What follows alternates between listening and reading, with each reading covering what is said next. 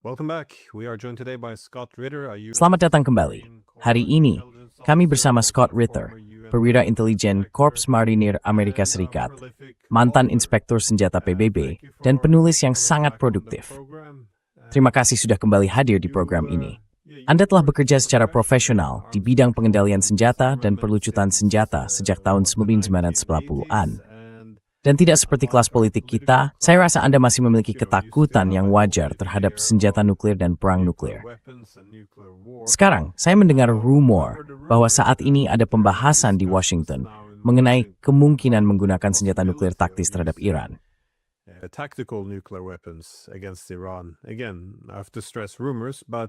Sekali lagi saya harus menekankan, ini rumor. Tetapi premisnya adalah bahwa perang konvensional tidak berjalan sesuai rencana. Lalu, ya, berbagai opsi sedang dibahas. Dan lebih jauh lagi, sudah ada serangan terhadap kemampuan penangkal nuklir Rusia dan radar peringatan dini. Jadi, banyak hal yang dulu tidak akan kita lakukan, kini justru dilakukan. Dan orang bisa memperkirakan bahwa sikap sembrono itu hanya akan semakin meningkat ketika kepanikan muncul, baik di Ukraina maupun NATO. Jadi saya ingin mengajukan pertanyaan yang saya kira-kira cukup luas. Saat seberapa dekat peta Creed dengan kemungkinan perang nuklir?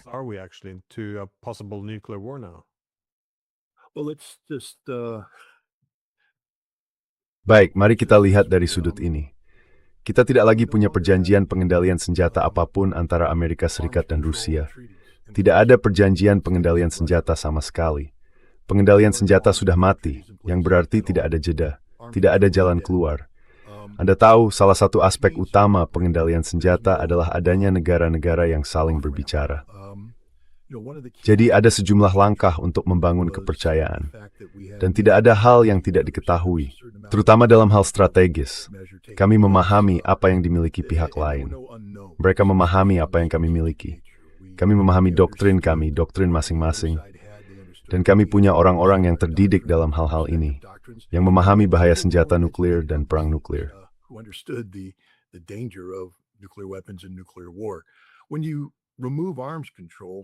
Ketika pengendalian senjata dihapus, Anda menggantinya dengan pola pikir baru yang tidak lagi membahas pengekangan kekuatan nuklir, penghapusan kekuatan nuklir, pengurangan kekuatan nuklir, atau pengendalian kekuatan nuklir.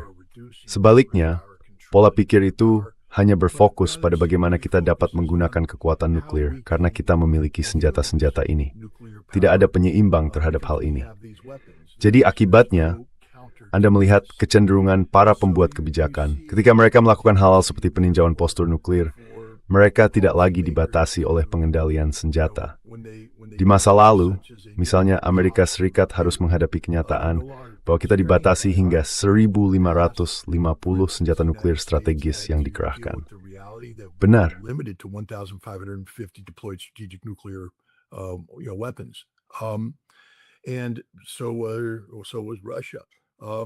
Dan Rusia juga. Anda tahu ada peninjauan yang dilakukan pada masa pemerintahan Biden ketika batas-batas ini masih berlaku, batas yang diwajibkan oleh perjanjian New START. Pemerintahan Biden harus melihat bagaimana kita menghadapi China yang bangkit kembali.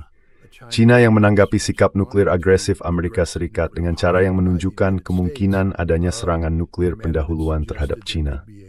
China merespons dengan cara yang membuat serangan nuklir pendahuluan hampir mustahil, yaitu dengan memodernisasi penangkal nuklir strategisnya dan menyebarkan senjata ke silo-silo baru di Cina Barat, dan seterusnya.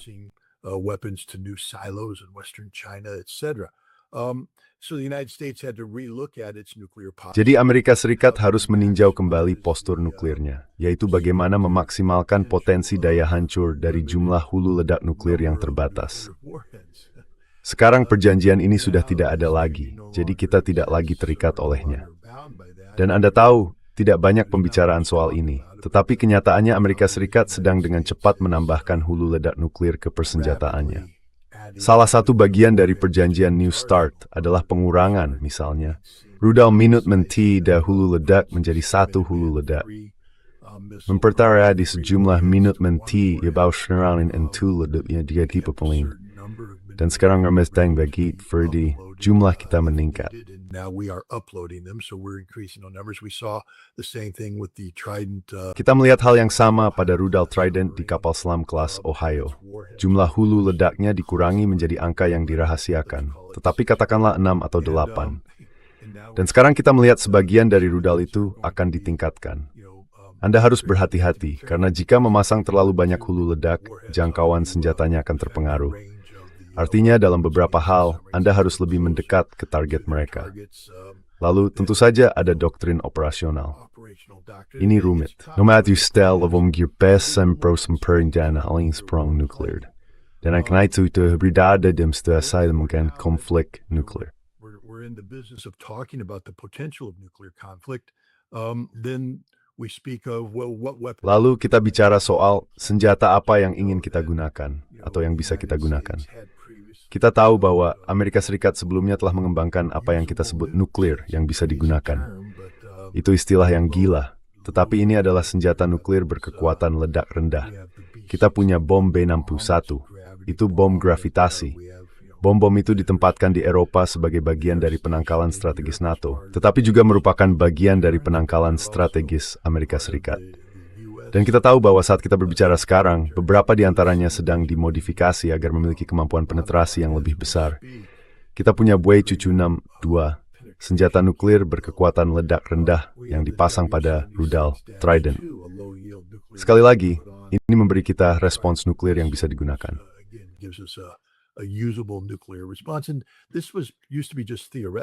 Dan dulu ini hanya bersifat teoretis. Tetapi sekarang kita menghadapi situasi di mana Tuan Colby, seorang pejabat senior Departemen Pertahanan, benar-benar sedang mengubah postur nuklir Amerika untuk memasukkan perubahan pada pedoman pelaksanaan kita. Jadi kita akan menggunakan senjata nuklir atau mempertimbangkan penggunaan senjata nuklir taktis sejak awal dalam setiap krisis besar. Salah satu alasannya adalah karena kita mendapati bahwa daya tangkal militer konvensional kita tidak lagi cukup untuk mencegah. Kita tidak bisa mengalahkan Iran. Dan jelas sekali kita juga tidak bisa mengalahkan Rusia maupun Cina dengan kemampuan konvensional kita. Jadi sekarang tekanannya adalah bisa dibilang untuk bertindak brutal sejak awal dengan senjata nuklir taktis. Sekarang untuk membawa ini ke skenario yang spesifik, apa artinya? Artinya, misalnya di Iran, izinkan saya tambah dengan Twinian lar tegra word tusli. Let me give you another reality that's out there.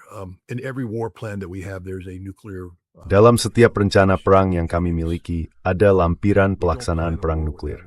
Kami tidak merencanakan perang tanpa rencana nuklir. Perang Teluk, Operasi Badai Gurun, memiliki lampiran nuklir. Semua yang kami lakukan memiliki lampiran nuklir. Jadi ketika operasi militer terhadap Iran ini dimulai, ada lampiran nuklir. Artinya, Anda harus mempertimbangkan berbagai kemungkinan. Bagaimana jika X, Y, dan Z terjadi? Tetapi hanya karena ada lampiran nuklir, bukan berarti Anda benar-benar sudah diberi lampu hijau untuk menggunakan senjata nuklir. Itu hal yang sama sekali berbeda. Itu hanya berarti jika muncul skenario nuklir, dari mana Anda akan mendapatkan senjata nuklir, dan bagaimana Anda akan menggunakannya berdasarkan arahan dari atas. Kami sudah lama merencanakan perang nuklir melawan Iran.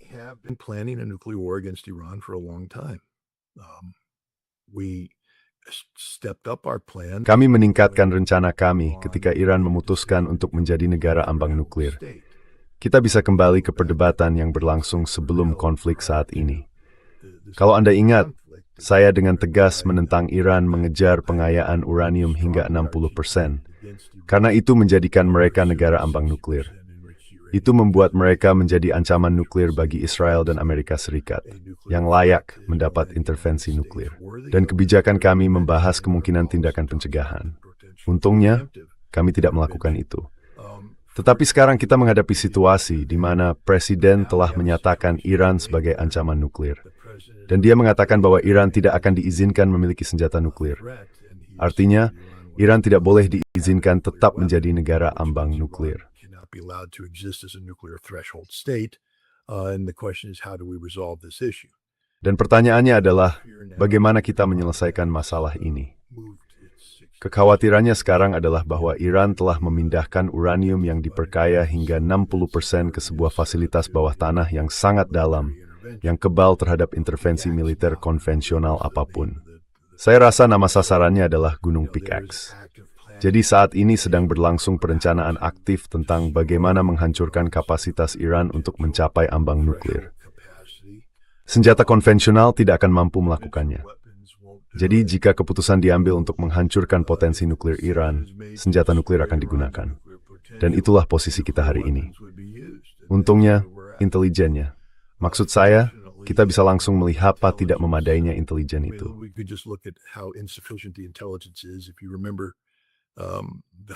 Kalau Anda ingat, misi yang gagal itu, apakah misi penyelamatan pilot atau JSOS sedang melakukan sesuatu yang lain di Isfahan, kita masih belum tahu.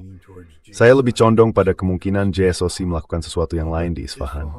Namun, Isfahan secara khusus disebut sebagai lokasi Iran menyimpan uranium yang diperkaya hingga 60%. Tepatnya di serangkaian terowongan di Isfahan yang kemudian ditutup rapat. Karena seluruh gagasan intervensi JSOC adalah untuk menempatkan, Anda tahu, D-Boys dan pasukan SEAL di atas sana. Dan ingat, Presiden Trump membanggakan bahwa mereka punya peralatan khusus untuk turun ke bawah. Nah, Anda tidak membutuhkan itu untuk menyelamatkan seorang pilot. Itu untuk masuk ke dalam terowongan melalui berbagai mekanisme yang telah diidentifikasi.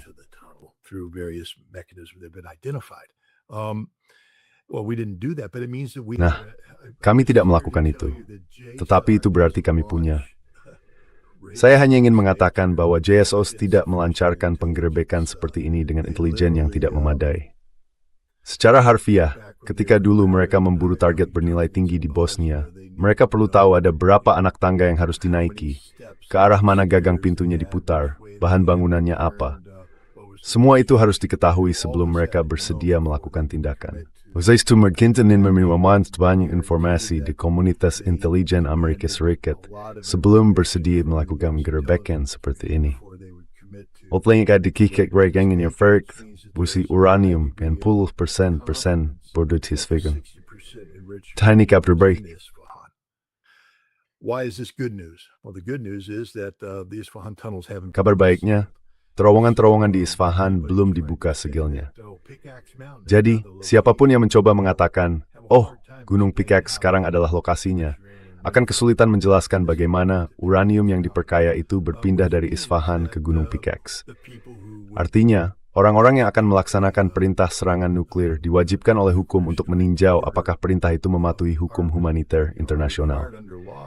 Dan saat ini, saya rasa aman untuk mengatakan bahwa perintah itu akan ditolak. Kecuali ada informasi baru yang muncul, misalnya Iran mengatakan, kami memilikinya, kami sedang bersiap melakukannya, dan sebagainya. Tetapi saat ini memang sedang ada perencanaan untuk menggunakan senjata nuklir terhadap Iran. About to use nuclear weapons against Iran. There's no doubt but it's not new. This planning has been happening. Tidak diragukan lagi. Tapi ini bukan hal baru. Perencanaan seperti ini sudah berlangsung sejak dulu. Bahaya dari perencanaan Colby bukanlah Iran, karena kita selalu punya lampiran nuklir dalam rencana ini. Bahayanya sekarang adalah Tiongkok dan Rusia, karena Amerika Serikat belum mengubah sikapnya terkait Taiwan. Kita terus memberi Taiwan kemampuan militer yang bertentangan dengan tujuan kebijakan Tiongkok, dan ini bisa memicu bentrokan militer. Amerika Serikat tidak punya kemampuan untuk mempertahankan diri atau Taiwan jika terjadi perang habis-habisan dengan Tiongkok. Kita harus menggunakan senjata nuklir sejak awal, dan ini bermasalah. Hal yang sama berlaku untuk Korea. Kita baru saja membatalkan sebuah latihan perang, bukan membatalkan, tetapi secara signifikan mengurangi partisipasi kita dalam latihan perang. Not cancel, but we significantly reduced our participation in a war game, but that war game had a nuclear component to it. Namun, simulasi perang itu memiliki unsur nuklir. Itulah realitas konflik dengan Korea Utara yang bersenjata nuklir. Tapi Anda tahu, sekarang ketika berbicara tentang Korea Utara, saya rasa rencananya akan diubah. Rencana itu harus diubah untuk menggunakan nuklir sejak awal, karena kita tidak punya kemampuan konvensional untuk mempertahankan perlawanan. Rusia jika NATO cukup bodoh untuk misalnya menjalankan rencana yang bocor di media Jerman minggu lalu, opsi Kaliningrad kita harus menggunakan nuklir lebih awal, karena kita tidak punya kemampuan untuk melakukan semua ini dengan senjata konvensional. Kita sama sekali tidak punya kapasitas konvensional. Nol kapasitas konvensional di Eropa, di Asia, dan untuk menghadapi Iran. and yet we haven't modified our posture. Namun, kita belum mengubah postur kita terhadap ketiga pihak ini. Jadi jika terjadi konflik, kita akan terpaksa menyerah. Dan saya rasa Amerika Serikat bukan negara yang biasa melakukan itu, atau menggunakan senjata nuklir taktis sejak awal. Itu akan langsung memicu pertukaran nuklir secara umum dan mengakhiri seluruh kehidupan di planet ini. Jadi apakah kita harus khawatir? Ya, kita harus sangat ketakutan. Ini salah satu periode paling berbahaya. Jika Anda termasuk orang yang hanya duduk di pinggir ketika saya berbicara tentang perlunya pengendalian senjata, tinggalkan posisi itu. Sekarang, waktunya memilih pihak. Semua orang harus berteriak sekeras-kerasnya bahwa sekaranglah waktunya, bukan hanya untuk pengendalian senjata, tetapi juga untuk pengurangan senjata. Kita harus menyingkirkan senjata-senjata nuklir ini. Senjata sejarah ini akan rizik tol tetap reflektifkan teror planet ini. Kirik buanda, with it let's cheese. All life on this planet if we don't do so. Menurut saya, penting untuk dipahami bahwa ini tidak selalu bermula dari Trump. Orang selalu menunjuk Trump. Tetapi seperti yang Anda katakan, perubahan dalam dokumen-dokumen nuklir ini banyak yang juga sudah dimulai pada masa Obama, kalau kita melihat sejak tahun 2000. Lalu ketika Trump sekarang mengatakan bahwa dia tidak bisa menuntut Iran memiliki senjata nuklir, atau bahwa jika Iran punya senjata nuklir, mereka pasti sudah menggunakannya. Maksud saya, ini seperti membangun alasan untuk penggunaan senjata nuklir. Seluruh pembahasan ini yang Anda sebutkan tentang membuat senjata nuklir lebih mudah digunakan, sekali lagi sudah ada jauh sebelum Trump, selama bertahun-tahun.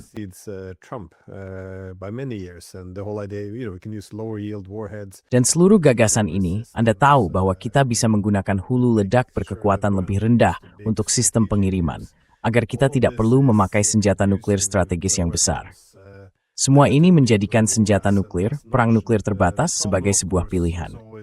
Masalahnya tentu saja selalu sama. Begitu senjata itu meledak, Anda tidak bisa lagi mengendalikan tangga eskalasinya. Namun soal Rusia, Anda tadi menyebut Kaliningrad, dan itu penting. Saya juga berpikir itulah jalur yang paling mungkin menuju perang nuklir, jika NATO melakukan sesuatu yang bodoh terhadap Kaliningrad. Sebab bagi Rusia, ya saya kira opsi nuklir mungkin akan menjadi pilihan terbaik di antara pilihan-pilihan yang buruk.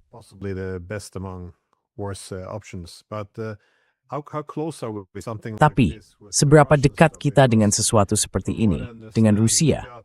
Karena setahu saya, kita sempat makin dekat, atau setidaknya cukup dekat, menjelang akhir pemerintahan Biden. Saya tahu ada sejumlah perdebatan soal apakah Rusia menggertak atau tidak. Tapi bagaimana Anda melihatnya? Bagaimana posisi kita sekarang? Karena ketika Trump mengambil alih, tampaknya semuanya agak mereda. Rusia sepertinya menerima retorikanya soal mengakhiri perang dalam 24 jam. Dan seluruh situasinya tampak menurun skalanya. Tapi sekarang, kelihatannya hal itu bergerak maju lagi. Apakah sekarang kita lebih jauh dari perang nuklir dibandingkan pada akhir pemerintahan Biden? Atau dulu itu hanya gertakan? Bagaimana Anda melihatnya? Well, there's a couple things. First of all, I think we need to. Baik, ada beberapa hal. Pertama-tama saya rasa kita perlu mengingatkan orang-orang betapa dekatnya kita dengan perang nuklir di bawah pemerintahan Biden. Rusia pada 2024 sedang mencari jalan keluar dari konflik Ukraina. Mereka tidak terpaku pada penyerahan tanpa syarat. Mereka terbuka terhadap tahu, tetapi saat itu ada orang-orang yang menafsirkan keterbukaan Rusia terhadap penyelesaian melalui perundingan sebagai tanda kelemahan. Jadi ada banyak upaya. Ingat, pada Agustus 2024, NATO menginvasi Rusia. Saya ingin mengingatkan semua orang bahwa NATO mengirim 70.000 hingga 80.000 warga Ukraina yang dilatih NATO dan diperlengkapi NATO ke Kursk, sebuah invasi ke Rusia. Dan itu bukan invasi kecil.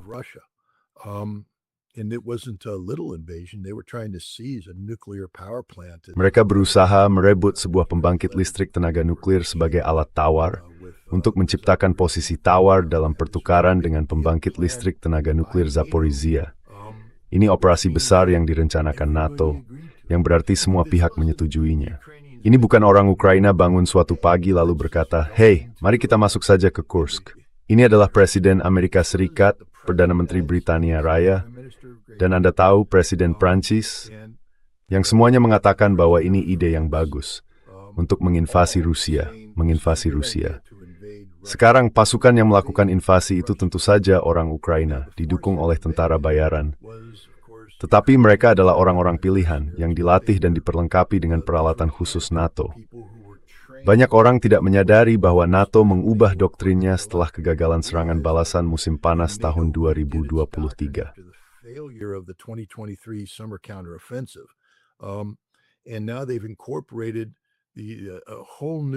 Dan sekarang mereka telah menerapkan konsep baru sepenuhnya, yaitu penggabungan intelijen operasi berbasis AI.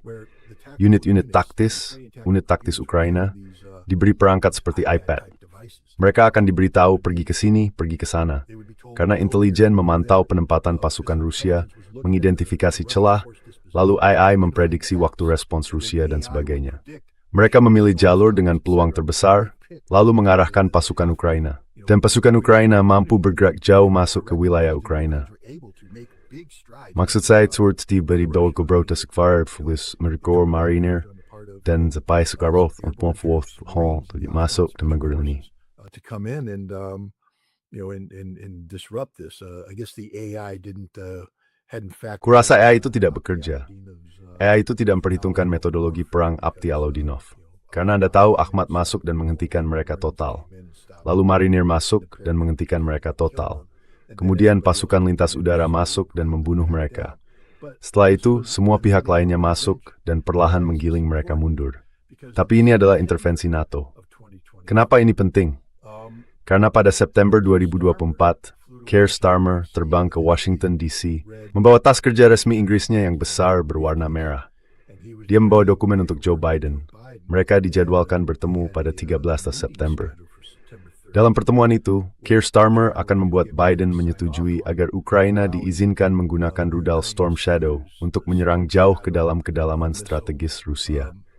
Bukan hanya Anda tahu menyerang target Rusia di Donbas, Novorossiya, atau Crimea, tetapi menyerang jauh ke dalam Rusia.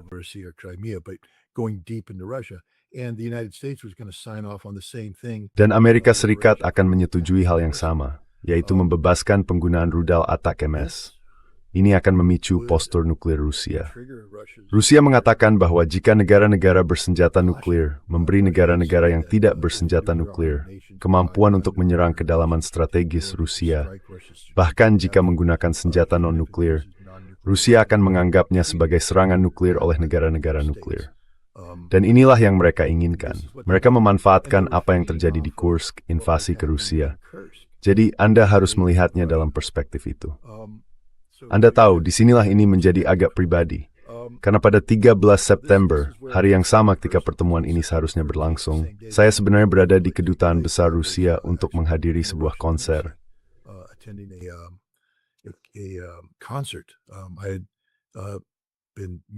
Sejak Desember 2022, saya bertemu dengan Anatoly Antonov, Duta Besar Rusia, untuk membahas Rusofobia dan bagaimana kita bisa membuat rakyat Amerika kebal terhadap Rusofobia. Salah satu hal yang kami bicarakan adalah acara-acara budaya untuk memperkenalkan budaya Rusia kepada khalayak Amerika. Ini adalah hal besar bagi Anatoly Antonov. Dia sudah bekerja sangat keras untuk mengadakan konser-konser ini, melawan segala rintangan. Kita tujuan di Washington, D.C. yang ingin acara seperti Ring. Namun dia Hari Rimsky-Korsakov. Itu menjadi sponsor Disparity dan Rimsky-Kiev. Dan saya diundang.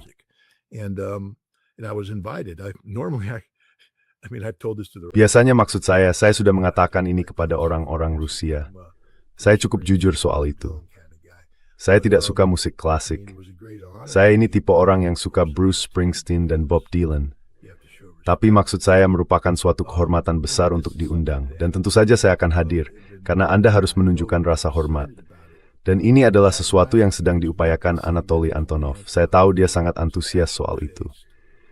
Malam itu, dia bukan Anatoly Antonov yang sama. Wajahnya pucat pasi. Jelas ada sesuatu yang mengejutkannya. Dan dia mengakhiri konser lebih awal lalu pergi. Nah, ternyata sore itu dia harus melakukan sebuah panggilan telepon. Ada orang-orang yang dekat dengan Gedung Putih yang diminta untuk mencari tahu apakah Rusia menggertak soal penggunaan senjata nuklir atau tidak. find out if the Russians were bluffing about nuclear weapons usage or not. And he was contacted by these people. Dan dia dihubungi oleh orang-orang ini.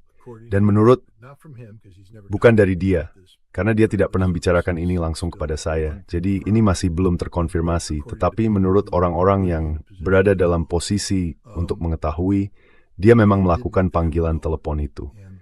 Dan jawaban yang dia berikan adalah, jika ATACMS atau Storm Shadow menyerang wilayah dalam Rusia, akan ada respons Rusia, dan Washington DC akan masuk dalam daftar sasaran. Tidak ada tawar-menawar soal itu. Nah, itu membuat Biden tidak menandatangani dokumen-dokumen tersebut. Dia sangat marah, dia membentak orang-orang, dan Starmer pergi, dia kesal. Amerika Serikat kemudian melakukan peninjauan. Nah, The United States then did a review now. Were the Russians bluffing? Because this, no. apakah Rusia sedang menggertak? Karena Anda tahu tidak ada presiden yang suka ditekan oleh ancaman Rusia. Jadi pertanyaan yang muncul sekarang adalah, apakah Rusia sedang menggertak? Ini masalah besar. Pada November 2024, Laksamana Muda Thomas Buchanan, saya rasa itu namanya, dia adalah J5, Direktur Perencanaan untuk Komando Strategis. Dia yang menyusun rencana perang. Dia berbicara di CSIS, kalau tidak salah sebuah lembaga kajian di Washington DC. Dan dalam sesi tanya-jawab, dan Juntorith apa Rusia sengirgak? Nia, it's a member serikat menghadapi konflik nuklir. Dan jawaban Anda kurang lebih seperti ini. Nuclear conflict.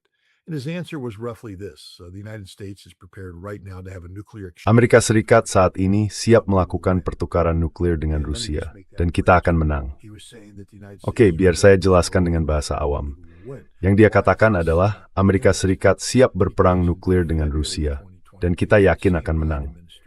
Kenapa ini menarik? Karena pada Februari 2022 pemerintahan Biden yang sama menandatangani sebuah janji dengan negara-negara lain. Dengan Anda tahu, bagian dari 5 negara pemilik senjata nuklir yang disebutkan dalam perjanjian non-proliferasi. Nuclear weapons. Dan janjinya adalah, Anda tahu, pada intinya, perang nuklir tidak pernah bisa dimenangkan. Along the lines of nuclear wars can never be won, therefore they should never be fought. Oleh karena itu, perang nuklir tidak boleh pernah dilakukan. Saya ulangi sekali lagi, perang nuklir tidak pernah bisa dimenangkan. Oleh karena itu, perang nuklir tidak boleh pernah dilakukan. Itu adalah garis kebijakan resmi Amerika Serikat atau pemerintahan Biden dalam sebuah dokumen. Namun sekarang, J5 mengatakan bahwa pada bulan November, Amerika Serikat siap berperang nuklir dengan Rusia, dan bahwa kami mengira kami akan menang. Menariknya, setelah mengatakan itu, dia berkata, mungkin kita perlu lebih jujur kepada rakyat Amerika tentang apa arti kemenangan. Karena itu tidak berarti seperti yang Anda kira. Menang berarti kematian Amerika. Amerika tidak akan ada lagi. Kita tidak akan menjadi republik konstitusional karena kita akan menjadi kediktatoran militer. Sebab hanya akan ada sangat sedikit penyintas, dan para penyintas itu akan hidup di bawah rezim kelangsungan hidup yang ketat yang ditentukan bagi mereka oleh pemerintah. Survival regime dictated to them by the government. So to save America, Jadi untuk menyelamatkan Amerika dengan menggunakan senjata nuklir, kita justru akan membunuh Amerika. Tapi dia mengatakan, mungkin kalau rakyat Amerika memahami ini, orang-orang tidak akan begitu bersemangat soal perang nuklir. Namun dia bilang, kita akan melakukan itu. Setelah itu saya pergi ke Kongres. Saya bertemu dengan anggota-anggota Kongres yang sangat senior dari kedua partai. Saya bertanya kepada mereka, apakah CIA percaya bahwa Rusia sedang menggertak soal senjata nuklir? Karena itulah pandangan yang saat itu diberitakan di The Washington Post dan The New York Times. Jawabannya, dari seorang Demokrat yang sangat senior dan ditegaskan juga oleh seorang Republik yang sangat senior, adalah tidak. CIA tidak percaya Rusia sedang menggertak. CIA percaya bahwa Rusia akan menggunakan senjata nuklir. Tapi mereka berkata, tapi itu bukan bagian yang menakutkan. But they said, but that's not the scary part. The scary part was that in the same briefing where senior members Yang menakutkan adalah, dalam pengarahan yang sama, para pejabat senior pemerintahan Biden, ketika Kongres meminta penjelasan kepada mereka berkata, ya kami siap menghadapi perang nuklir dengan Rusia sekarang juga. Penilaiannya adalah, ada kemungkinan lebih dari 50% bahwa perang nuklir dengan Rusia akan terjadi sebelum akhir tahun. Itu tahun 2024. Jadi menurut AS, Rusia siap melakukan intervensi dengan menggunakan senjata nuklir karena eskalasi yang sedang terjadi terkait Ukraina keputusan untuk menyerang kedalaman strategis Rusia, invasi ke Rusia. Orang-orang cenderung sudah melupakan hari ini bahwa NATO menginvasi Rusia. Benar, dengan 70.000 hingga 80.000 pasukan. Semuanya kini sudah tewas. Rusia melakukan serangan balik dan memukul mereka mundur, membunuh mereka semua.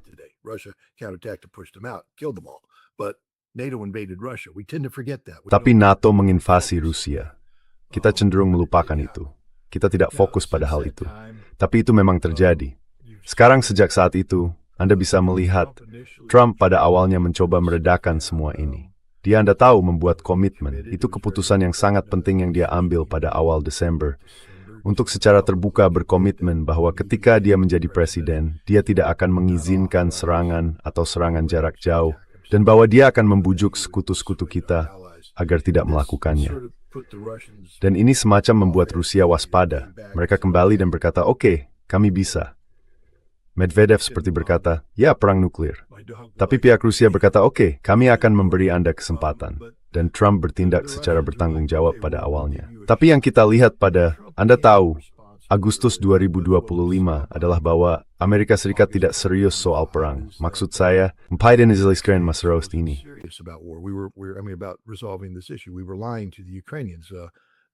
Kami berbohong kepada Ukraina soal itu. Rusia datang ke meja perundingan di Alaska dan mengajukan kompromi yang direkomendasikan Amerika Serikat kepada mereka, tetapi Amerika Serikat gagal bertindak. Bukan hanya gagal bertindak, Amerika Serikat diam-diam berupaya memperluas konflik. Desember 2025. Anda tahu ketika Presiden Trump sedang berbicara melalui telepon dengan Presiden Putin tentang bagaimana lebih lanjut meredakan eskalasi, Waduh stahputitafin smurslfin deluban drone Ukraina, in der Heidung the Intelligentsia, stenut nain bujenu Putin de Faldai. Ido famsarai, en beller stastumboon, at the select grudopis and blicked within. To put pressure on Putin.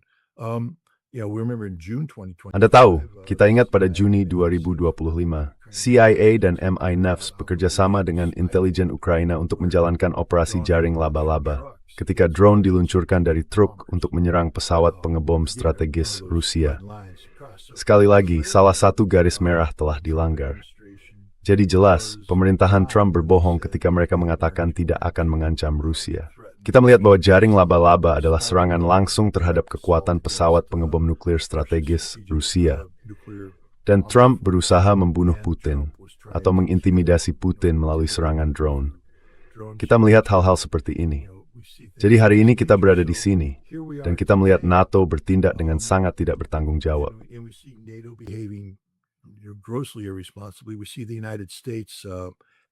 Kita melihat Amerika Serikat secara aktif mendorong perluasan perang drone melawan Rusia dalam upaya melumpuhkan ekonomi Rusia. Itulah tujuannya. Dan akhirnya, Rusia menyatakannya secara terbuka. Vladimir Putin akhirnya menyatakannya secara terbuka. Anda pasti ingat, saya tahu, karena saya pernah tampil di acara Anda. Saya mengatakan bahwa strategi Amerika Serikat adalah menciptakan momen Moskwa Maidan. Itu saja. Tujuannya adalah mengalahkan Rusia dengan meruntuhkan ekonomi mereka, menguras kekuatan militer mereka, dan menghancurkan kemauan masyarakat untuk terus melawan. Dengan begitu, mereka turun ke jalan dan menjatuhkan rezim Putin. Itulah kebijakan Amerika Serikat. Dan akhirnya Putin berkata, ya, mereka berusaha menjatuh kami. Itu tidak akan terjadi.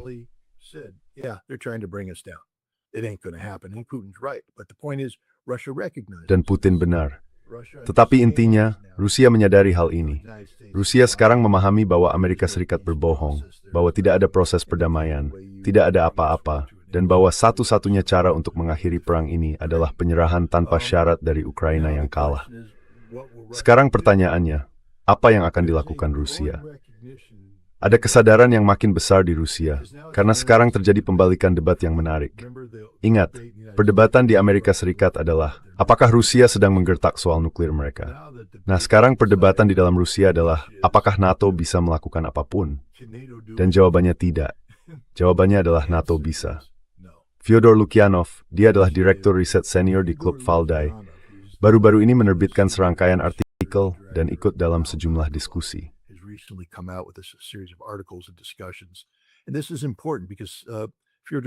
Dan ini penting, Karena Fyodor Lukyanov adalah seseorang yang, menurut saya, punya satu kaki yang kokoh di kalangan elit liberal Rusia, elit liberal pro-Barat. Dia bukan tiruan Sergei Karaganov. Dia justru kebalikannya. Dan dia selalu terbuka pada perlunya bernegosiasi untuk mengakhiri konflik ini. Dia tidak pernah menjadi tipe orang yang bersorak, ayo perang. Namun sekarang pada dasarnya dia mengatakan bahwa Rusia harus memenangkan perang ini dengan syaratnya sendiri. Salah satu faktor yang memengaruhi pandangan ini adalah karena dia mengatakan NATO tidak punya kekuatan. Bahkan dia yakin NATO akan segera runtuh, bahwa NATO tidak punya kekuatan. Amerika Serikat, saya tidak tahu apakah Donald Trump, saya kira minggu lalu, mendapat sebuah paparan. Dalam paparan itu dia berkata, saya akan menarik seluruh pasukan dari Eropa.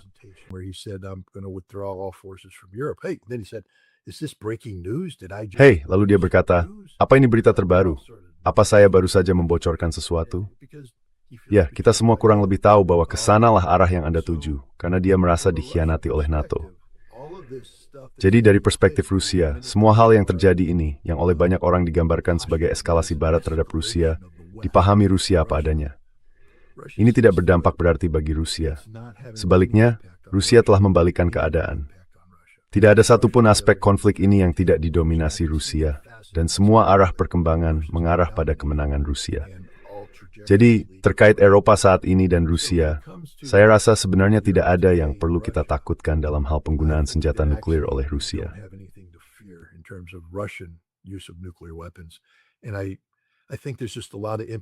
Dan menurut saya, banyak sekali gaya-gayaan kosong. Anda tahu hal-hal yang biasanya membuat Rusia kelimpungan, dan mungkin memang membuat Rusia kelimpungan, adalah, saya rasa, perjanjian Northwood. Apa memang itu namanya? Ketika Prancis dan Inggris bertemu tahun lalu awal tahun ini dan mengatakan kami akan menyatukan kebijakan dan postur nuklir kami. Sekarang kami punya rencana perjanjian nuklir bersama. Nah, pada 18 April tahun depan ada pemilu di Prancis. Dan saya rasa Macron dia tidak ikut dalam surat suara dan saya rasa kubunya tidak akan menang. Marine Le Pen yang saat ini memimpin tampaknya akan menjadi pemenangnya. Itu akhir dari perjanjian Northwood. That's the end of the Northwoods Agreement. She will not tolerate French, British. Ia tidak akan menoleransi kerjasama Prancis-Britania atau kesatuan sikap nuklir. Finlandia membanggakan bahwa Prancis siap mengerahkan jet tempur Rafale dengan senjata nuklir Prancis, ditempatkan di garis depan di Finlandia. Itu tidak akan terjadi begitu Marine Le Pen berkuasa. Jadi banyak sikap pamer yang terjadi hari ini itu. Yang perlu dilakukan Rusia hanyalah menunggu. Tunggu saja, dan semua itu akan hilang. Inggris sedang runtuh secara ekonomi. Kemampuan mereka untuk membiayai penangkal nuklir independen mereka dipertanyakan. Semua kapal selam nuklir sialan mereka ada di galangan, karena sudah bertahun-tahun tidak diperbaiki. Jerman banyak bicara. Maksud saya, sekarang mereka punya 12 miliar euro untuk kemampuan serangan jarak jauh terhadap Rusia.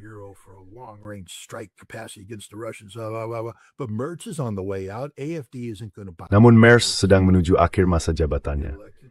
AfD tidak akan menerima semua ini jika mereka terpilih. Jadi dari sudut pandang Rusia yang perlu Anda lakukan hanyalah menunggu Eropa habis waktunya, dan Eropa pun lenyap. Masalah terbesar bagi Rusia adalah Trump. Trump tidak stabil secara emosional. Itulah pernyataan resmi Kremlin, dan mereka hanya perlu, Anda tahu, memperlakukannya seperti anak kecil sebagaimana adanya. Kalau Anda tidak ingin bayi menjerit di pesawat, mungkin sesekali Anda harus memberinya lollipop, lalu mengalihkan perhatiannya dengan selimut atau melakukan sesuatu. Saat ini mereka memperlakukan Trump seperti anak kecil yang berbahaya, tetapi tetap anak kecil. Namun saya tidak percaya ada bahaya perang nuklir di Eropa. Bahaya perang nuklir yang sangat besar ada di Pasifik. There's a huge danger of nuclear war in the Pacific. This is the front that everybody's not paying attention to. Inilah front yang saat ini tidak diperhatikan oleh semua orang. Banyak orang tidak fokus pada apa yang dilakukan Korea Utara. Anda tahu, Korea Utara sekarang meluncurkan banyak sekali uji coba rudal yang biasanya akan membuat Donald Trump kesal. Mereka juga mengirim ribuan pasukan ke Rusia yang terlibat langsung dalam konflik melawan Ukraina. Sekarang saya yakin kontingen Korea Utara saat ini berada di Voronezh. Mereka meluncurkan rudal dari sana. Jadi, desta Beijing Word of Haror Jimrek Isming Dinthrom SMO. Bevoorbeelde Blok. Duker to ett kleine bukti forensik within utorinthly du sterit and gandol. Korean missiles have been used to strike and participate in certain of these strikes. And North Korea's now looks like they're Dan Korea Utara sekarang tampak sedang meningkatkan kekuatan rudal mereka. Bukan hanya ke level setara Iskander M, tetapi mereka bergerak ke arah yang lebih berat. Rudal Korea Utara yang lebih berat datang dengan hulu ledak yang jauh lebih besar. Hulu ledak seberat 2.500 pon. Ini akan sangat menghancurkan saat menghantam sasaran. Selain itu, mereka juga mendapatkan pengalaman praktis. Meminjam kata juru bicara militer Barat, militer Amerika, Korea Utara mendapatkan pengalaman langsung dalam perang bergaya Eropa, yang mereka bawa kembali ke Korea untuk meningkatkan militer mereka. Dan ini adalah masalah bagi Amerika Serikat. Sekarang, orang-orang berkata, tunggu sebentar, bukankah Trump baru saja mengatakan hal-hal baik tentang Kim Jong-un? Baiklah, izinkan saya memperkenalkan Donald Trump kepada Anda sebentar. Dia tidak stabil secara emosional.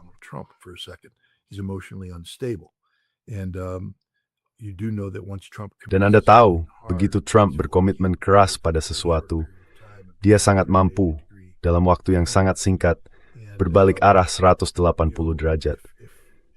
Dan Anda tahu, kalau Trump merasa dia tidak dihormati, atau entah bagaimana Amerika Serikat diposisikan secara memalukan, dia mungkin malah makin ngotot melakukan hal yang bodoh. Dengan ketegangan yang tinggi, siapa tahu apa yang bisa terjadi di Korea Utara. Taiwan juga salah satunya. Apakah Trump bersedia mundur dari Taiwan, atau kita akan terus menjalankan program-program militer rahasia yang sudah ada sebelum Trump? Kita memperluasnya. Apa yang terjadi kalau kita benar-benar terlibat baku tembak? Apa yang terjadi kalau Jepang memutuskan akan menenggelamkan sebuah kapal penjaga pantai Tiongkok? Lalu Tiongkok membalas dengan menyerang Jepang, menyerang daratan utama Jepang.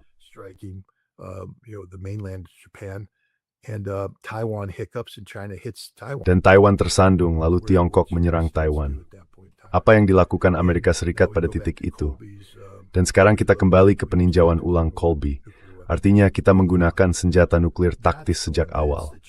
Itulah yang Tiongkok, front Asia, yang paling membuat saya takut. Ukraina, Rusia menang telak. Rusia sudah matang. Ini bukan tahun 2024. Ukraina tidak berada di Kursk. Mereka tidak mengancam kedalaman strategis Rusia. Ketika Rusia masih tidak yakin pada dirinya sendiri. Sekarang Rusia menyadari bahwa ancaman NATO itu kosong. Benar-benar kosong. NATO sama sekali tidak punya kemampuan. Dan mereka sedang menang di Ukraina. Jadi mereka tidak perlu mengkhawatirkan aspek itu. Amerika Serikat juga sedang mundur. Dan selama Anda mengelola Amerika dengan tepat, penarikan itu akan tuntas. Tetapi Asia adalah yang paling membuat saya takut. But Asia is the one that scares me the most. One often forgets about Asia due to the Orang sering melupakan Asia karena berbagai kengerian yang sekarang terjadi di Eropa dan Timur Tengah. Tapi menarik, poin yang Anda sampaikan tentang bagaimana suasana hati di Rusia sedikit berubah. Fyodor Lukyanov, dulu kami bekerja bersama di universitas yang sama, dan sampai sekarang kami masih bekerja untuk jurnal yang sama, Russia in Global Affairs. Saya juga kadang mewawancarainya. Dulu ketika Trump pertama kali berkuasa, dia berpikir, Anda tahu, kita bisa membangun kembali hubungan kita dengan Amerika Serikat.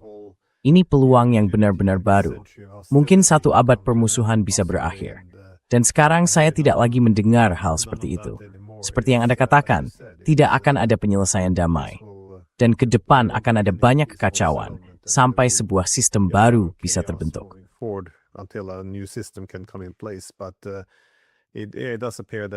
Namun sekarang tampaknya kemenangan dipandang sebagai satu-satunya hasil yang mungkin.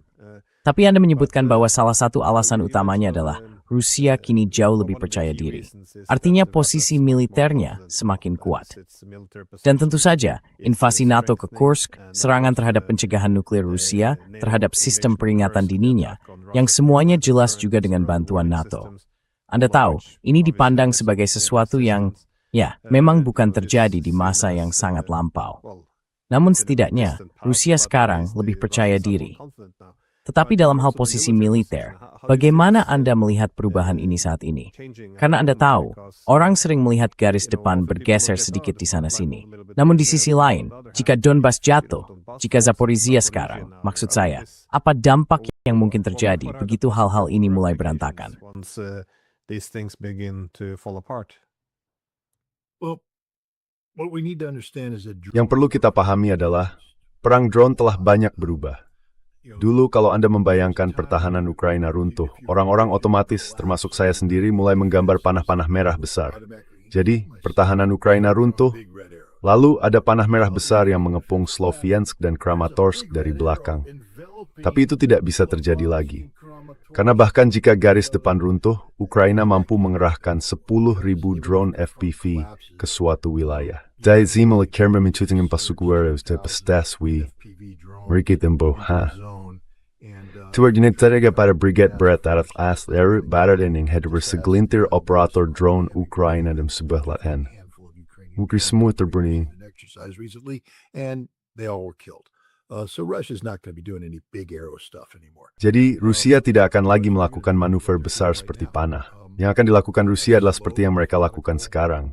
Pendekatan yang lambat, metodis, untuk mendominasi Ukraina secara taktis, operasional, dan strategis. Lalu mereka akan terus maju dan membunuh warga Ukraina. Terus maju dan terus membunuh warga Ukraina. Pada Maret tahun ini, saya berada di Rusia. Saya bertemu dengan beberapa personal militer Rusia.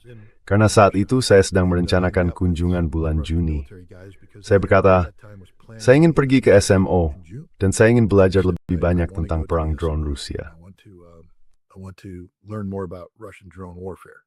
I think it's something that everybody needs to know more about. Menurut saya, ini sesuatu yang semua orang perlu tahu lebih banyak.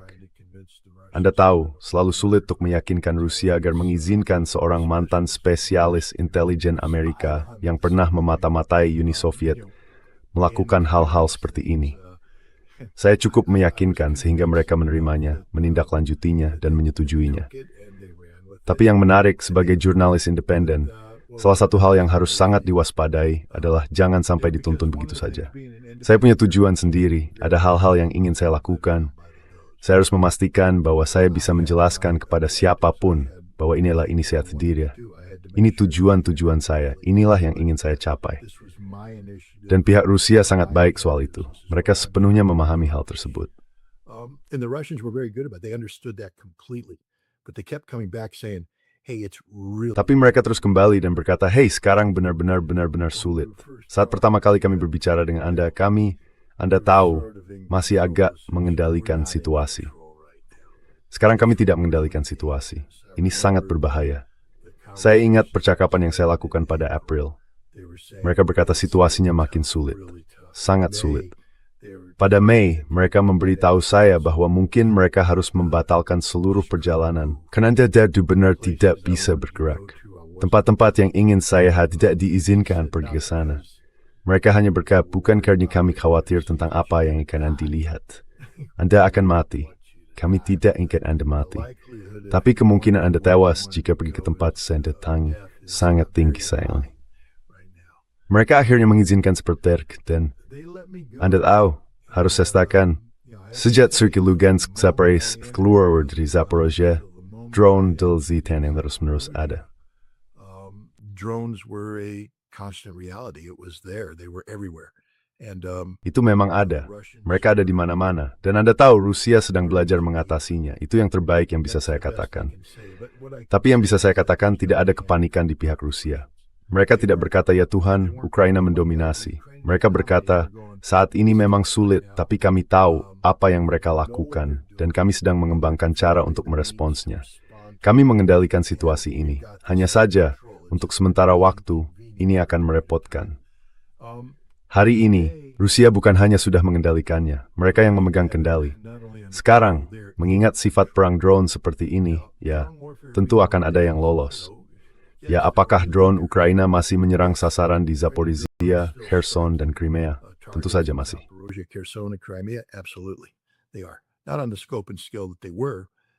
Tidak dalam cakupan dan skala seperti sebelumnya. Tapi hal lain yang tidak dipahami orang adalah Ukraina kehabisan operator drone. Mereka semua tewas. Rusia telah memecahkan kodenya. Saya ada di sana ketika mereka memecahkan kode itu. Saya tahu persis apa yang mereka lakukan. Dan saat ini, Ukraina nyaris tidak bisa menerbangkan drone tanpa terdeteksi dan dibunuh hampir seketika. Begitulah sifat dari urusan ini. Ukraina ingin kembali bekerja meluncurkan drone tanpa eksterfor.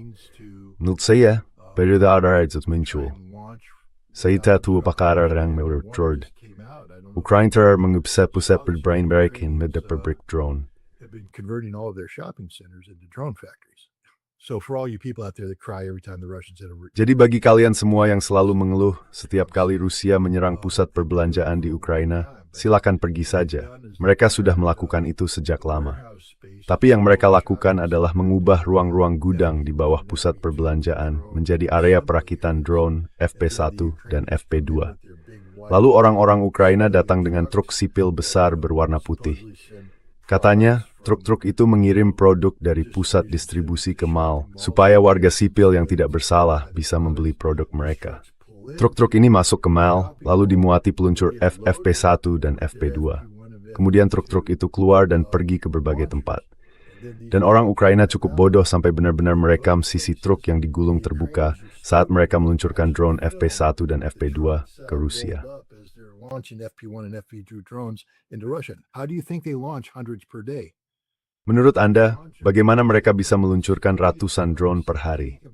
Mereka meluncurkannya karena menaruhnya di dalam truk sipil. Truk-truk itu dibawa ke lokasi, sisi-sisinya dibuka, lalu drone diluncurkan dari truk sipil tersebut. Setelah itu mereka kembali ke pusat-pusat perbelanjaan sipil dan memuat persediaan berikutnya, yaitu drone FP1 dan FP2. Inilah yang dilakukan Ukraina. Nah, Rusia menghantam sebuah area perakitan Ukraina dengan hulu ledak klaster Iskander dan menghancurkan sejumlah truk itu. Awalnya pihak Ukraina berkata, lihat, ini buktinya. Mereka membunuh warga sipil, mereka melakukan ini. Tetapi kemudian layanan darurat datang dan mengambil foto, lalu mempublikasikannya. Mungkin mereka tidak memahami apa yang sedang terjadi. Dan foto-foto itu menunjukkan bahwa di dalam truk-truk tersebut ada drone FP1 dan FP2.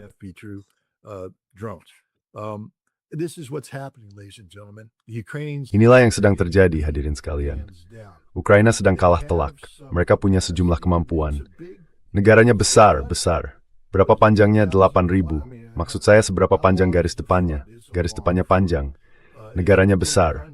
Maksud saya anggapan bahwa Rusia bisa mengendalikan setiap jengkal wilayah? Tidak. Ukraina meluncurkan drone. Drone-drone itu berhasil menembus pertahanan udara. Tetapi seperti yang Putin katakan kemarin, mereka sedang mengatasinya. Mereka punya solusi. Tidak ada yang dilakukan Ukraina yang mengejutkan Rusia. Saya akan katakan itu terus terang. Tidak ada yang dilakukan Ukraina yang mengejutkan Rusia. Rusia mengetahui segala yang sedang terjadi, dan mereka punya solusi untuk setiap masalah.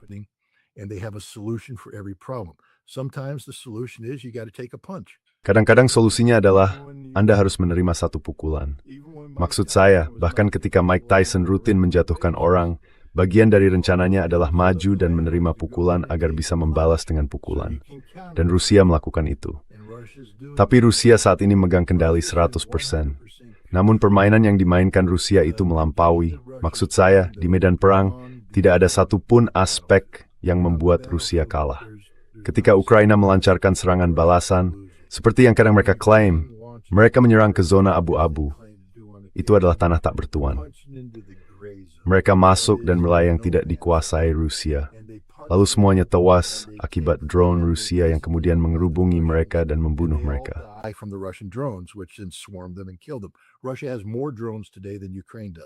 Rusia saat ini punya lebih banyak drone daripada Ukraina. Dan Rusia menggunakan drone mereka dengan jauh lebih efektif.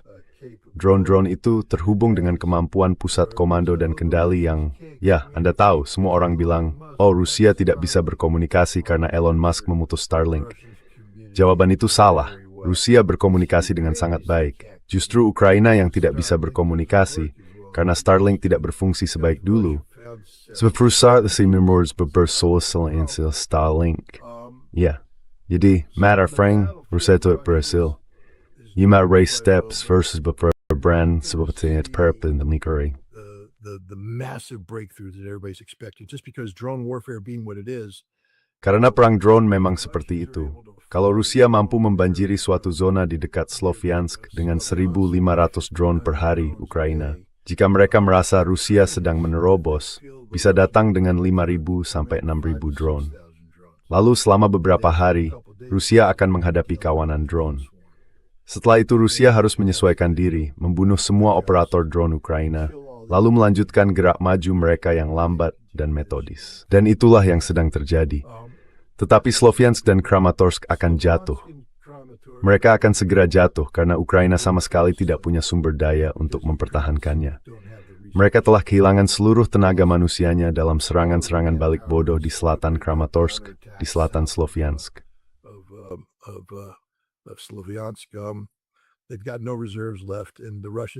Mereka sudah tidak punya cadangan lagi dan Rusia terus bergerak maju dengan sangat mantap. Dan wilayah itu akan jatuh. Donbas akan jatuh. Setelah itu terjadi, Rusia akan beralih ke Dnepropetrovsk dan Zaporozhye, dan gerak maju itu akan terus berlanjut. Namun, Rusia tidak akan berusaha memenangkan perang ini di medan perang. Karena apapun yang terjadi, itu akan memakan waktu dan menelan korban jiwa. Rusia akan melakukannya dengan menghancurkan ekonomi Ukraina, dan mereka sedang melakukannya sekarang. Akhirnya Rusia bertindak berdasarkan pengetahuan yang sudah dimiliki semua orang sejak awal. 60% ekonomi Ukraina adalah pertanian. Tak satu pun produk mereka sekarang sampai ke pasar, dan tidak ada yang akan sampai ke pasar.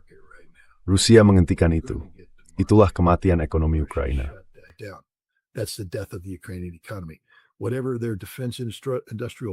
Apapun basis industri pertahanan mereka dulu, sekarang sudah tidak ada lagi. Itu dihancurkan setiap malam oleh Rusia.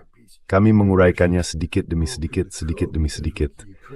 Dan Rusia telah memecahkan polanya, karena yang dilakukan Ukraina adalah memindahkan banyak industri pertahanan mereka ke kawasan sipil. Maksud saya hanya ingin memberitahu orang-orang bahwa setiap pusat perbelanjaan adalah pabrik senjata. Tolong pahami ini. Setiap pusat perbelanjaan di Ukraina adalah pabrik senjata. Orang Ukraina nyaris mengakuinya. Mereka sendiri yang mengakui bahwa di gedung-gedung apartemen, ibu rumah tangga sekarang memproduksi komponen drone. Itu membuat mereka menjadi sasaran, kalian bodoh. Dan semua komponen drone itu dikumpulkan di ruang bawah tanah gedung apartemen, lalu dikirim ke pusat-pusat perbelanjaan.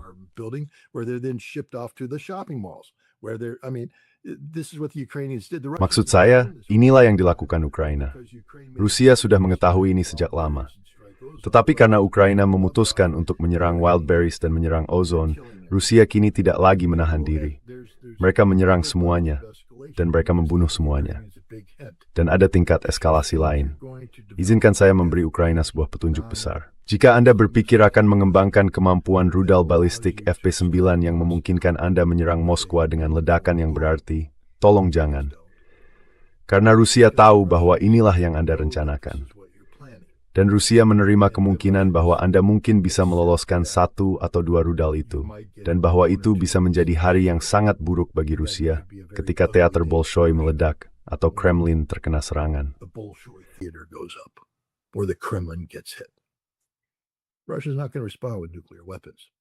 Rusia tidak akan merespons dengan senjata nuklir, tetapi Kiev akan lenyap.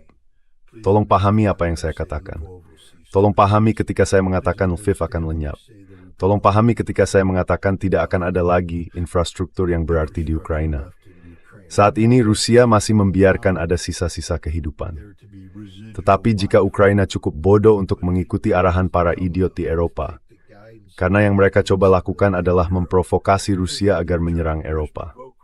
Apa yang bisa menyelamatkan NATO? Hanya ada satu hal yang bisa menyelamatkan NATO, serangan Rusia terhadap NATO.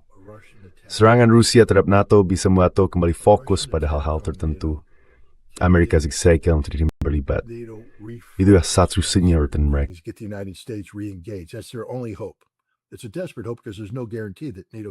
Itu harapan yang putus asa, karena tidak ada jaminan NATO bisa membereskan diri dan Amerika Serikat akan kembali terlibat. Tetapi satu-satunya harapan mereka untuk bertahan hidup, dan Eropa memahami ini, adalah jika Rusia menyerang NATO. Jadi sekarang, NATO melakukan segala yang mungkin untuk membuat Rusia menyerang NATO. Itulah sebabnya siapapun yang mengatakan Rusia perlu menyerang Eropa hari ini bukanlah sahabat Rusia. Dan siapapun yang mengatakan itu di Rusia sedang diingatkan secara halus oleh Vladimir Putin bahwa itu bukan pilihan, itu bukan arah yang kita tuju. Yang akan mereka lakukan adalah menghancurkan Ukraina. Dan tampaknya ini adalah jalan yang dipahami Zelensky, bahwa satu-satunya harapannya adalah intervensi NATO yang tegas. Dan satu-satunya cara untuk mendapatkannya adalah membuat Rusia melakukan intervensi. And the only way he can get that is to get Russia to intervene. And so he's doing everything possible to... Jadi dia melakukan segala yang mungkin untuk menciptakan kesan bahwa bantuan Barat kepada Ukraina memungkinkan mereka menyerang kedalaman strategis Rusia di sana. Mereka sangat menaruh harapan pada tanggal 20 September, yaitu pemilihan parlemen. Anda mengikuti politik dalam negeri Rusia, kan? Saya membayangkan maksud saya tidak mau memasukkan kata-kata ke mulut Anda. Tetapi saya rasa Anda tidak yakin bahwa oposisi Rusia akan menyingkirkan United Russia dari parlemen, dan Putin akan mendapati dirinya kehilangan seluruh dukungan legislatif. Lalu rakyat Rusia akan, Anda tahu, berkumpul di pusat kota Moskwa dalam sebuah momen Maidan Moskwa, menuntut kepala Putin. Itulah yang diinginkan Eropa. That's what Europe wants. But that's not going to happen. It's not even... Tapi itu tidak akan terjadi, bahkan tidak akan mendekati terjadi. Tapi Anda tahu, kesanalah arah mereka menuju. Jadi Rusia menyadari semua ini, Putin menyadarinya, Lavrov menyadarinya, Peskov menyadarinya, Fyodor Lukyanov menyadarinya. Semua orang menyadarinya dan mereka tahu apa yang perlu dilakukan. Mereka sedang menyaksikan Ukraina bunuh diri. Maksud saya ini, satu hal terakhir yang harus dipahami orang adalah saat ini kita membicarakan angka-angka soal militer, tetapi yang menggerakkan perang adalah dukungan rakyat. Apakah rakyat mendukung tujuan nasional? Begini, Anda pernah tinggal di Rusia. Apakah Anda anak gereja Ortodoks Rusia memainkan peran besar dalam kehidupan di Rusia? I'd say yes, it does. I think faith plays a very important role. And it's not just Christian. Saya pikir iman memainkan peran yang sangat penting. Dan bukan hanya iman Kristen. Lebih dari 30% penduduk Rusia adalah Muslim. Orang-orang yang sangat taat. Saya menghabiskan waktu bersama Mufti Agung Chechnya, berbicara dengannya tentang peran iman. Saya juga berbicara dengan Abti Alaudinov, seorang Muslim yang taat. Tetapi benderanya yang ada di belakang saya memuat simbol Islam dan simbol Kristen sekaligus. Karena Rusia adalah bangsa yang beriman. Bangsa yang beriman. Dan orang-orang perlu memahami itu. Jadi ketika Zelensky merasa bahwa adalah ide yang baik untuk menghadap parlemen Ukraina pada akhir Juli dan meminta izin untuk membangun sebuah panteon para pahlawan di tanah apa itu? Apa itu? Kiev Peschersk Lavra, tempat kelahiran Ortodoksi Timur, salah satu tempat paling suci dalam seluruh Ortodoksi. One of the holy places in all of Orthodoxy. Now he's going to build a pantheon of heroes where Stepan Bandera... Sekarang dia akan membangun sebuah panteon pahlawan, tempat Stepan Bandera, Shukevich, dan para dalang kejahatan lainnya akan dihormati, dimakamkan, dan dipindahkan ke sana. Apakah dia sedetik saja berpikir bahwa ini akan membuat rakyat Rusia mempertanyakan kembali kepemimpinan mereka? Apakah dia tidak paham bahwa dia baru saja melakukan bunuh diri? Bahwa dia menjamin penghapusan identitas nasional Ukraina selama identitas itu didefinisikan di wilayah tersebut. Dahram halaman sedau bahwa Rusia agar bahame sampai Dmitry Medvedev makin menjadi elinexali dan perdadasting sudah berlatih ini manobes sisis bukan. Orang-orang perlu memperhatikan ini. Inilah masa depan Ukraina. This is the future of Ukraine. Anybody who tries to sell Ukraine as a democracy. Siapapun yang mencoba menjual Ukraina sebagai sebuah demokrasi, sebagai negara yang mencintai kebebasan, perlu memahami ini. Tidak. Mereka telah mendefinisikan siapa diri mereka lewat para pahlawan mereka, dan mereka sedang membangun semacam panteon untuk para pahlawan itu di tanah paling suci bagi Ortodoks Timur. Dan ini gila. Lalu, bagaimana hal ini tercermin? Begini. Tidak ada yang dilakukan Vladimir Putin secara kebetulan. Anda setuju? Terutama penampilan publiknya. Semuanya dipikirkan dengan sangat matang. Itu bukan berarti semua sudah dibuatkan naskahnya. Saya percaya banyak hal yang memang dia sungguh-sungguh maksudkan ketika mengatakannya. Jadi ketika dia mengunjungi Kremlin, tempat mereka sedang melakukan penggalian arkeologis, saya kira mereka sedang merenovasi salah satu dari banyak gereja di kompleks Kremlin. Dan saya kira mereka menemukan sebuah sarkofagus putih, lalu membukanya. Dan ternyata, Doradze Janaz Dmitry Donskoy. Remains of Dmitry Donskoy. Now, he's a big figure in Russian history because he's the guy. Sekarang dia adalah tokoh besar dalam sejarah Rusia, karena dialah orang yang memimpin Rusia melawan gerombolan Mongol dalam pertempuran Kulikovo dan membantu menyelamatkan Rusia. Putin berada di sana, berbicara tentang Dmitry Donskoy, berbicara tentang perlunya melawan gerombolan dari luar. Itu bukan dilakukan secara kebetulan. Dan dia sedang mengimbau rakyat Rusia yang melihat ada jajaran pahlawan.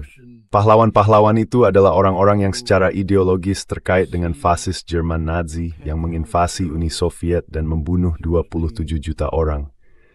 Di Barat, kita tidak memahami bagaimana hal ini beresonansi. Tetapi ada hal-hal yang sedang terjadi di Rusia saat ini. Inilah alasan saya selalu mengatakan bahwa sangat penting untuk pergi ke Rusia, melihat kenyataannya, membawanya kembali, dan mengedukasi orang-orang. Pemstraining and empowers to Ruseti Ruskia call. Bermalik Slink. Things happening in Russia right now that we need to be aware of.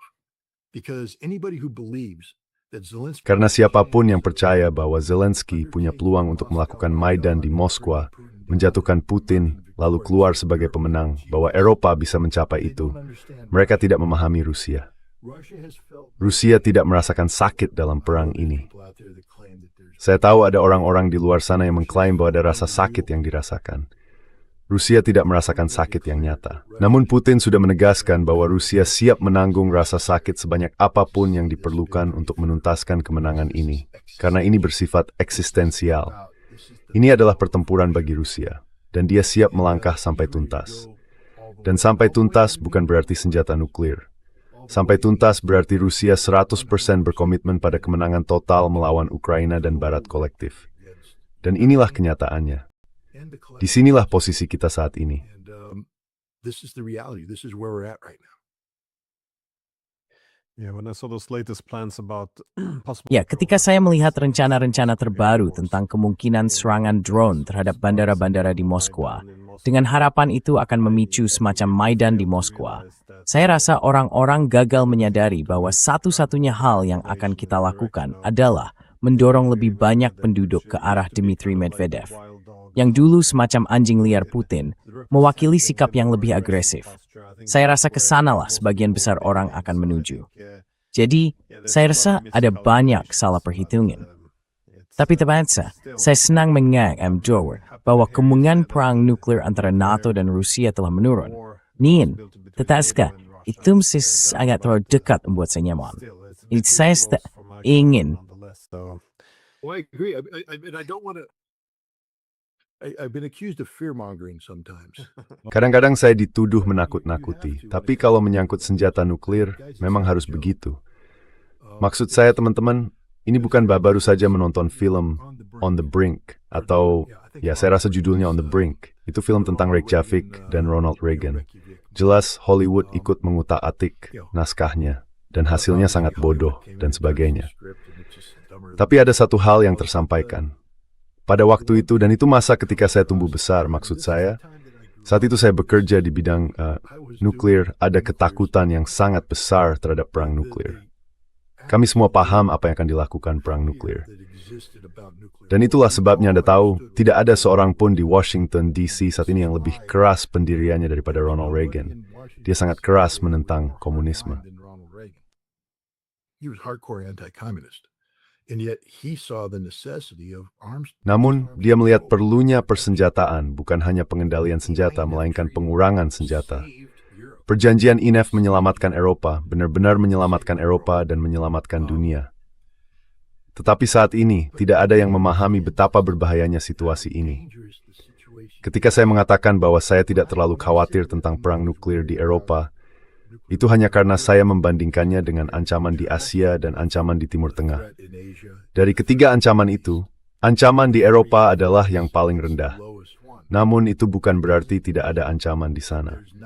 Selama masih ada orang yang percaya bahwa NATO bisa melakukan langkah yang berhasil terhadap Kaliningrad untuk mengintimidasi Rusia agar mundur di Ukraina, mereka perlu memahami bahwa satu-satunya hasilnya adalah pertukaran serangan nuklir secara umum yang akan mengakhiri seluruh kehidupan di planet ini.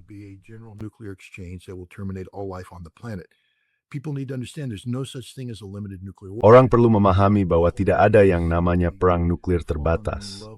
Saya tidak tahu kenapa Olby tiba-tiba begitu menyukai senjata nuklir taktis. Karena kalau dia kembali melihat ke masa lalu, mungkin usianya belum cukup tua. Sekarang, saya sudah sampai pada usia ketika semua orang yang menjalankan perundingan nuklir ini masih mengompol ketika saya melakukan hal-hal yang saya lakukan. Jadi mungkin mereka tidak menyadari ancaman yang ada. Tetapi tidak akan pernah ada penggunaan senjata nuklir taktis yang tidak berakhir dengan pertukaran serangan nuklir secara umum. Orang perlu memahami itu. Saat ini kita punya pencegahan yang didasarkan pada konsep bahwa perang nuklir tidak bisa dimenangkan. Karena itu, perang nuklir tidak boleh pernah diperangi. Nuclear wars cannot be won, therefore they should never be fought. This is what the balance, the strategic balance is. Inilah yang dimaksud dengan keseimbangan strategis. Begitu satu pihak memutuskan bahwa senjata nuklir boleh digunakan, Anda baru saja membuang puluhan tahun. Anda tahu mekanisme pengendalian untuk mencegah perang nuklir. Karena sekarang Anda mengatakan perang nuklir bisa dimenangkan. Jadi kita akan mengobarkannya. Apakah Anda memahami perubahan dinamikanya?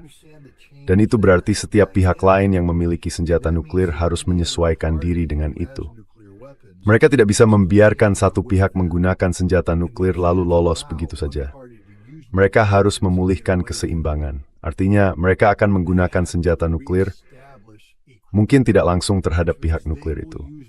Jika pihak nuklir itu, misalnya Amerika Serikat, menyerang Iran. Nuclear party, for instance, United States struck Iran. But Russia cannot allow that. China cannot. Tetapi Rusia tidak bisa membiarkan itu. Tiongkok juga tidak bisa membiarkan itu terjadi. Karena itu berarti Amerika kini memiliki dominasi nuklir.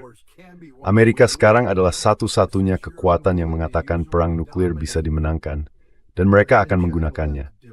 Dan karena Anda tidak bersedia menggunakannya, kami mendominasi Anda. Rusia dan Tiongkok harus menunjukkan bahwa mereka juga bisa menggunakan senjata nuklir, dan mereka akan menghantam sebuah sasaran. Di mana Rusia akan menyerang? Apakah Ukraina? Saya ragu, akan menyerang Eropa. Jadi, perkiraan Sergei Karaganov sering, Ambokos kirtop nuklir Boston kan Bosnan. Apa yang terjadi skorja ketua Iran? What happens if we strike Iran? What will China do? Will they strike? Apa yang akan China lakukan? Nah, apakah mereka akan menyerang sebuah pulau Jepang? Apakah mereka akan menyerang Anda tahu sebagian Taiwan? Saya rasa mereka tidak akan menyerang Taiwan. Sama seperti Rusia tidak akan menyerang Ukraina. Taiwan adalah China. Jadi China tidak akan menjatuhkan bom nuklir ke China. Tapi mereka pasti akan mengebom Jepang dengan nuklir seketika. Lalu Anda tahu, apa yang kita lakukan ketika sebuah kota Jepang di Honshu berubah menjadi asap radioaktif? Tuya, deneg tukang over. Ia merespons, you're Greek. Situlhep stod darnalist tempening to turn slaven nuklet tak kerig nerdi borst du kept torbisten. Inilah stalasen mengap opinion kelikan Colby pada destinasi sing berdep for. What Colby is doing is so fundamentally dangerous. And so even though I can sit here and say, Jadi meskipun saya bisa duduk di sini dan mengatakan bahwa saya tidak kehilangan tidur karena konflik nuklir di Eropa seperti halnya saya karena Asia, itu bukan berarti saya tidak kehilangan tidur karena konflik nuklir di Eropa. Itu ancaman, itu masalah. Dan selama Eropa tidak membicarakan cara menyingkirkan senjata nuklir, kita dalam masalah. Soalnya Eropa justru membicarakan bagaimana mereka bisa mendorong ambang nuklir terhadap Rusia. Maksud saya, ketika Finlandia mengatakan bahwa menempatkan jet tempur Rafale Prancis dengan bom nuklir tergantung di bawahnya dan beroperasi dari pangkalan udara Finlandia adalah ide yang bagus. Anda memahami bahwa tidak ada lagi orang-orang yang berpikir rasional yang berkuhias di Eropa. thinking people in power in Europe today. The survival instinct is certainly not what it Naluri untuk bertahan hidup tentu sudah tidak seperti dulu lagi. Thank you so Tapi much baiklah, for terima kasih banyak sudah berbagi pandangan Anda. Saya menghargainya. Saya hanya merasa seharusnya ada lebih banyak keprihatinan di kalangan media politik arus utama. Namun yang terlihat justru mereka bekerja sangat keras untuk menganggap semua ini sebagai sekadar menakut-nakuti. Atau kita tidak boleh menjadi korban pemerasan nuklir dan semua omong kosong itu. Tapi bagaimanapun, terima kasih Tenu, Mainstream. Nonetheless, thank you so much. Well, thank you. Love the Memfrey Tagada Youth.